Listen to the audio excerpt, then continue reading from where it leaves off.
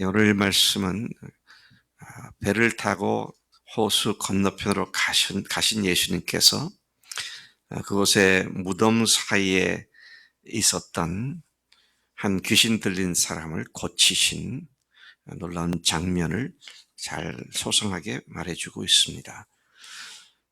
우리가 어제 보았지만 주님께서 이곳으로 가시기 위하여 중간에 풍랑을 만나셨고, 제자들은 이제는 우리는 죽었구나, 그렇게 고통스럽게 죽음의 공포에 휩싸여 있었을 때 주님께서 바다와 바람을 꾸짖으시고 잠잠케 하신 그 큰 사건이 어젯밤에 있었던, 그리고 이제 낮에 새로 아침에 도착을 해서 그곳에 가서 딱 한 가지만 하시고 다시 돌아가셨더라고요. 제가 그 사실을 주목해 보았습니다. 주님께서 대가볼리 어딥니까, 호수 동편 이방 지역에까지 그 위험한 폭풍우를 뚫고 가셨던 이유가 귀신 들린 사람을 고치는 한 가지 때문에 가셨더라고요. 그 외에는 다른 일을 하시는 게 없어요. 그리고 바로 그 일을 하신 데는 다시 21절에 오늘 읽은 말씀 다음 구절 21절에 보면 예수께서 배를 타시고 다시 맞은편으로 가셨다.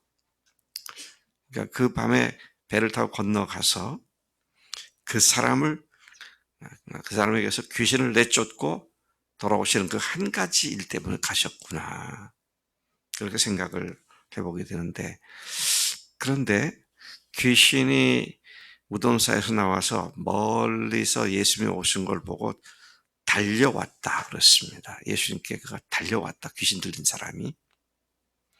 그리고는 꿇어 엎드려 가지고 예수님 앞에 요구를 하죠. 뭐라고 요구를 합니까? 왜 우리를 괴롭히려고 왔습니까? 하나님의 이름으로 맹세해서 우리를 괴롭히지 않겠다고 해주세요. 이제 그런 이야기를 한 것을 봅니다. 자, 이와 같은 상황들을 다시 돌아가 보면 우선 무덤 사이에 있었다 그랬어요. 귀신 들린 자가. 무덤 하면은 여러분, 우리나라의 공동묘지 가면 봉분이 동글동글한 이런 거 아닙니다. 네. 어떤 무덤이에요? 바위를 파고 동굴 형태로 만든 무덤입니다. 그러니까 무덤이 오래돼서 문짝이 돌 같은 것이 거기 굴러나갔거나 그런 것이 빈 공간이 되니까 거지들이나 집이 없어 살 곳이 없는 사람들, 또는 지금 이 귀신 들린 같은 사람들이 그 속에서 거기서 숨어 살기도 하고, 이제 그렇게 했죠. 무덤 사이에 사는 사람이란 말은 뭡니까? 죽음의 어둠 속에 사는 사람을 상징하는 것으로 생각해 볼 수가 있습니다. 근데 이 사람이 어떤 증상을 갖고 있었는가? 3절부터 5절까지 보니까 무덤 사이에 살고 있었고 증상이 점점 더 심해져서 여러 차례 고랑과 쇠사슬로 묶어놔도 그 쇠사슬과 쇠고랑을 끊고 깨트려 버리기 때문에 이제는 아무도 그를 묶어두거나 제어할 수 있는 힘이 없었습니다. 그리고 밤낮 무덤 사이에서나 산에서나 늘 소리를 꽥꽥 지르면서 돌로 자기 몸을 해치고 그 말하면 자해한단 말이죠. 그리고 귀신들은 사람들을 괴롭히고 죽이려고 계속 호시탐탐 안달이 나 있는 그런 모습을 보여주고 있습니다. 자, 그런데 그 귀신 들린 자가 예수님께로 달려왔습니다. 이게 좀 특별한 케이스라고 생각되져요. 주님께서 귀신 들린 자를 지나가시다가 오다가다 만나신 게 아니고 귀신 들린 자가 먼저라 그랬어요. 먼저 보고 달려와서 그 앞에 엎드려 절했다 그랬어요. 근데 그 이유가 그가 먼저 달려온 이유가 뭐냐? 8절에 이유가 나와 있습니다. 이는 예수께서 이미 더러운 귀신아 그 사람에게서 나오라 하셨기 때문이었다 그랬습니다. 그래서 제가 생각해 봤습니다. 이미가 언제일까? 그 거라사 지방에 딱 도착해서 배에서 내릴 때 그러셨을까? 근데 가만 생각하니까 아닌 것 같더라고요.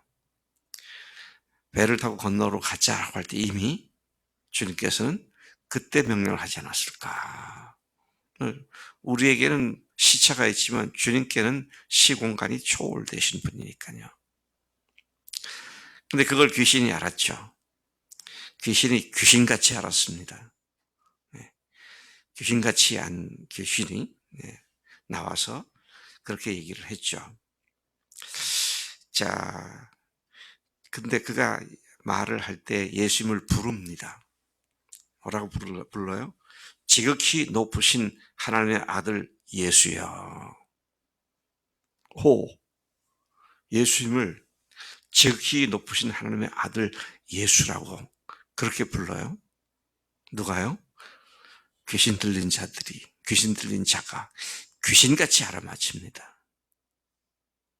참 놀랍습니다. 예수님이 하나님의 아들이시다.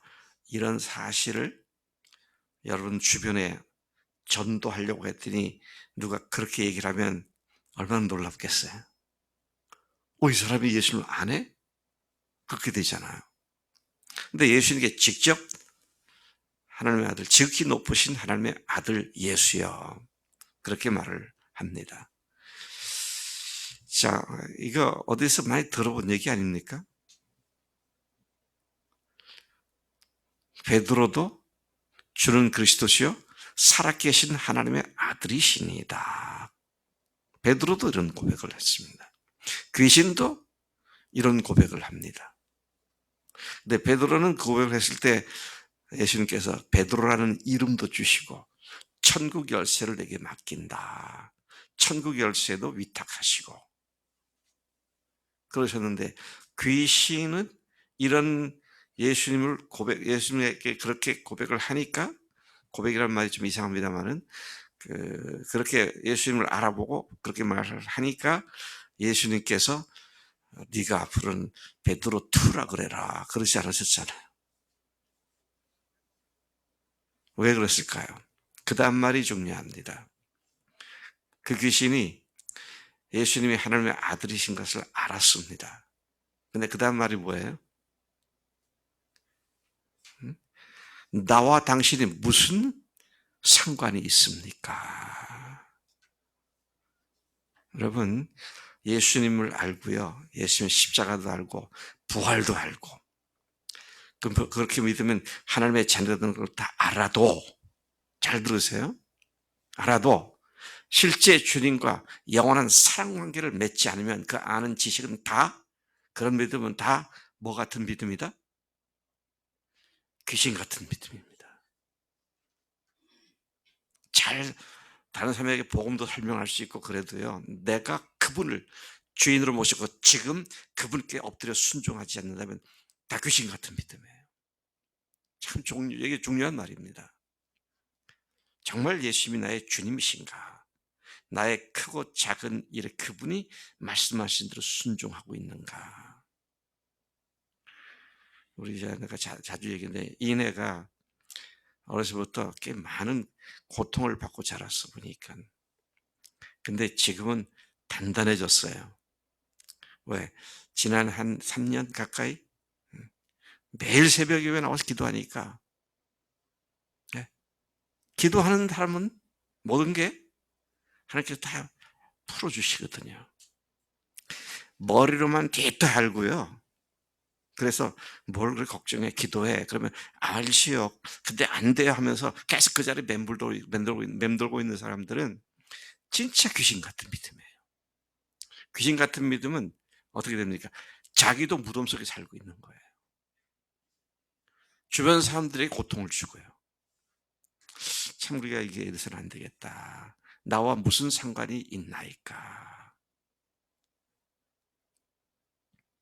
여러분 지금 주님과 어떤 관계를 맺고 계신가요? 아, 나의 중심이다. 예, 말은 그런데 실제로 그런가요? 네. 참 이게 우리 믿음이라는 것이 우리는 나를 속일 수 있어요. 그렇죠? 나 자신을 속일 수 있고 다른 사람을 속일 수도 있어요. 근데 주님은 다 보시잖아요. 중심을 다 보십니다. 정말 주님과의 그런 단순한 주님과 종의 관계를 넘어서서 사랑 관계 속에 살아가고 있느냐. 정말 사랑 관계를 살아가고 있느냐. 예, 그게 너무도 중요한 거잖아요. 제가 오늘이 며칠이죠? 20일이잖아요. 제가 일부러 부른 거예요. 내일 모레면 22일이잖아요. 제가 제 아내하고 50년, 만 50년 이제 가까이 만 50년 산 날이 내일 모레입니다. 근데 지금도 남편과 아내로 50년 살아왔지만 지금도 사랑 관계에 있어서는 늘 긴장을 합니다. 내가 이런 말을 할 때 상처를 받지 않을까.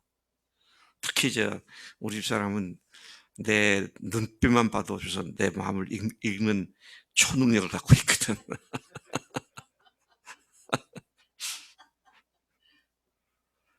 예. 그래서 사랑 관계라고 하는 것은 상대방의 어떻게 합니까? 따뜻함과 여유로움을 갖게 해주는 건데 주님과 우리 관계가 그런 관계가 돼야 한다는 것이죠. 알고 교리적으로 알고 설명도 할 수 있고 전도도 할 수 있고 that's okay 좋습니다만은 그건 거기서 끝난다면 귀신 같은 믿음이다. 성민아, 넌 귀신 같은 믿음이 아니지? 아이고 너무 귀한 그런 고백인 것 같습니다. 자, 계속해서 조금만 더 보겠습니다. 9절부터 13절에 보면 수많은 귀신들이 돼지떼로 들어가게 하셨습니다. 그 사람 속에 수많은 귀신들이 있었다. 주님께서 내 이름이 뭐냐? 물으시니까 귀신이 들린 사람이 답하기를 내 이름은 군대입니다. 그렇게 우리가 많습니다. 그 사람을 빙자해서 귀신이 대답을 한 겁니다. 네, 우리가 군대라고. 네, 귀신 들려도 군대 귀신 들리면 큰일이에요. 네, 이거 해결하면 저게 또 터지고 저거 해결하면 또 다른 게 터지고 끊임없이 갖고 놀죠. 귀신이라는 놈이. 자, 그래서 아, 그가 예수님께 요청하기를 군대입니다. 우리가 많습니다. 그런데 쫓아내지 마십시오. 거기 이기겠다는 거잖아요. 때마침 큰 돼지떼가 그 일대에서 먹이 활동을 하고 있었죠. 그래서 귀신들이 자기들을 돼지에게로 들어가게 해달라고 스스로 구하죠. 그러니까 예수께서 그렇게 하라고 허락하시니까 더러운 귀신들이 나와서 2천여 마리의 돼지떼에게로 들어가서 그냥 비탈길로 달아가서 호수에 빠져 몰사하게 되죠. 몰살을 당하게 됩니다. 자, 그래서 그 귀신 들린 사람이 낫게 되었다. 14절부터 20절까지 보면 그 결과가 어떻게 되었느냐. 자, 그런 일이 발생하니까 돼지를 치던 자들, 돼지 목동들이라 그래야 되나? 돼지는 목동이라고 말 안 하죠. 뭐라 그러나요? 돈동들. 돼지 돈동들. 그걸 보고 도망쳤습니다. 읍내로 들어가 가지고 그 마을에 가서 그 사실들을 사람들에게 전하게 되죠. 그 얘기를 들은 마을 사람들이 예수님께로 몰려왔습니다. 그리고 거기 와보니까 그 귀신 들렸던 자가 옷을 입고 정신이 온전하여 앉아있는 것을 보고 두려워했다. 성경은 그렇게 말하죠. 귀신 들렸던 자가 자기가 겪은 일을 그들에게 말했고 또 주변에서 모든 것을 본 자들도 함께 그들에게 이 사실을 자기들이 본 대로 이야기를 해 주었습니다. 그들은 방금 전 귀신들이 했던 것처럼, 참 이게 중요한 말씀 같아요. 방금 전에 귀신이 뭐라고 했어요?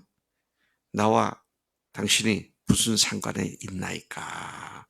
예수님과 상관하지 않으려고 했던 귀신 들린 사람이었는데, 그 사람의 얘기를 듣고 달려온 사람들도 귀신 들던 사람처럼 제발 우리하고 상관하지 말고 떠나주세요. 세상에 수많은 사람들이 주님과 상관하기를 원치 않습니다. 참 인간이 얼마나 악한지. 그런데 믿는다고 하는데 실제 내 삶에 주님과 관계 맺지 않고 산다면, 주님께 내 삶을 언제 내어드리면서 그분의 말씀을 따라 살지 않는다면 뭐 같은 믿음이다? 그 귀신 같은 믿음이에요. 저는 우리 교회 교인들이 귀신 같은 믿음에 있는 그 꼴을 못 보겠어. 네, 그래서 제가 지금까지 계속 싸우고 있는 거잖아요. 정말 크든 작든 주님께 기도하고 주님의 말씀을 듣고 주님의 인도를 받아야 되는데, 내가 할 대로 다 정해놓고는, 다 결정해놓고는 목사님 이렇게 하려고 합니다. 뭐 그러면 제가 그다음에 할 말이 없는 거죠. 자, 그런 의미에서 귀신 같은 믿음을 버려야겠다. 주님과 모든 일에 철저히 주님과의 사랑 관계를 맺는 것이 최대의 초점이 되어야겠다라는 것입니다. 귀신이 나간 그 사람이 이제는 예수님을 따르겠다고, 지금 제가 주님을 따르겠습니다. 그러니까 주님께서 허락하지 않으셨어요. 뭐라고 그러셨어요? 집으로 돌아가 주께서 네게 어떻게 큰 일을 행하셔서 너를 불쌍히 여기신 것을 가족들에게 알려라. 가족들이 얼마나 힘들었겠어요. 나를 따르는 것보다는 가족에게 가서 내가 이렇게 했음을 알리고, 그들도 귀신의 세력에서 벗어날 수 있도록 그렇게 해라. 그렇게 하신 말씀으로 이해가 됩니다. 그래서 그가 가서 예수께서 자기에게 행하신 큰 일을, 그가 그 말하는 내용에 보면 큰 일을 했습니다. 복음은 정말 엄청나게 큰 일이죠. 세상 어떤 것하고도 비교할 수 없는 큰 일을 가서 가족들에게 전하고 예수님을 소개하는 일을 하게 되었음을 봅니다. 오늘 이 말씀에서 몇 가지 교훈을 생각해 본다면, 주님은 이미 귀신 들린 사람으로부터 귀신이 나가도록 명령하셨습니다. 네. 우리 곽시연 자매, 이게 참 희한합니다. 같이 앉아서 뭐 이런저런 얘기할 때는 멀쩡히 있다가도 예수님만 얘기를 하면 고개를 확 돌려버리고, 그걸 기도하면 난리를 칩니다, 귀신이. 우리 사람이 그거 붙잡다가 몸살이 났어. 얼마나 난리를 치는지. 근데 기도 끝나고 나면 또 조용해져요. 희한한 일입니다. 근데 저는 곽시안점보다 더 심각한 사람들이 있다. 그 사람에게 들어가 있는 귀신은 정체가 폭로가 됐기 때문에 지가 노골적으로 그렇게 난리를 치지만, 그런 증상이 없어도요, 예수님이 아니라 귀신에게 속아서 사는 사람들이 얼마나 많습니까? What's the difference? 뭐가 달라요? 결과는 주님 외면하고 자기 마음대로 사는데. 참 이게 보통 심각한 문제. 오히려 곽시연 자매는 정체가, 그 속에 있는 귀신이 정체가 드러났으니까 그렇게 대하고 그렇게 계속 기도를 하게 되는데, 그런 증세가 없는데 결국 귀신이 하는 대로 하고 따라가고, 이런 삶은 뭐 얘기를 하면 난 괜찮다 그러죠. 이것이 너무 심각한 문제다. 영적인 싸움은 우리가 정말 영적으로 해야 되는 것인데 분별력이 있게 그렇게 해야 한다는 것이죠. 또 여기서 배우게 되는 건 그 폭풍우를 뚫고 그곳에 가신 예수님이, 좀 표현이 이상하면 달랑 귀신 내쫓는 거 하나 하고 돌아오셨어요. 그리고 또 주님이 어떻게 하셨어요? 2,000마리 돼지를 몰살시키면서 한 영혼을 구했습니다. 제가 계산을 또 해봤죠. 돼지 한 마리가 좀 한 30만 원 하나요? 한 30만 원 하겠죠? 돼지 한 마리가? 네. 그러면 2,000마리면은 6억 원, 6억 원, 6억 원. 네. 하나님께서 한 영혼을 구하기 위해서 어마어마한 대가 지불을 마다치 않으시는 그런 주님이시다. 참, 한 영혼을 섬기기 위해서 시간을 내고, 또 교회까지 또 라이드를 줘갖고, 그 집도 방향이 다른데 거꾸로 가가지고 사람들 태워가지고, 한 사람도 아니고 두 사람, 세 사람 계속 돌아가면서 태우고 오고, 어, 그게 사랑하는 겁니다. 주일날 나 한 번 달랑 교회 나오는데 그것도 꼭 10분, 20분 늦어서 나오고, 그 사람하고요, 1시간 전에 집에서 나와서 차를 몰고 가서 그 집 앞에 가가지고 타라 그러고, 또 다른 집 가서 타고, 그런 사람하고 믿음이 같아요? 정신 차려야 합니다, 우리가 지금. 예. 그 다음에 또 생각을 해봐야 할 것은, 귀신 같은 믿음이 얼마나 심각한 문제인가. 우리가 이 말씀을 통해서 정말 주님께서 우리를 완전히 귀신으로부터 자유롭게 하는 삶 속에 주님만 바라보고 달려가는 그런 믿음의 삶들이 되어야 할 줄로 믿습니다. 주님과의 사랑 관계가 그를 가능하게 한다는 것이. 하나님 아버지, 감사합니다. 오늘 거라사 지방에 귀신 들린 사람을 고쳐주시기 위하여 배를 타고 폭풍을 뚫고 도착한 주님, 2,000마리의 돼지떼를 몰살시키면서 한 영혼을 살리신 주님, 오늘 주님께서 나 한 사람을 그 많은 대가 지불을 통해서 하나님의 아들과 딸이 되게 하셨는데, 이 사랑에 감격한 우리가 매일 그 사랑의 관계에 깊이 빠져드는, 살아있는, 귀신과 관계가 없고 주님과만 상관하는 그런 믿음의 사람들 되도록 우리를 인도하시는 줄로 믿습니다. 그렇게 주님께 집중하겠습니다. 감사합니다. 예수님의 이름으로 기도를 쌉나이다. 아멘.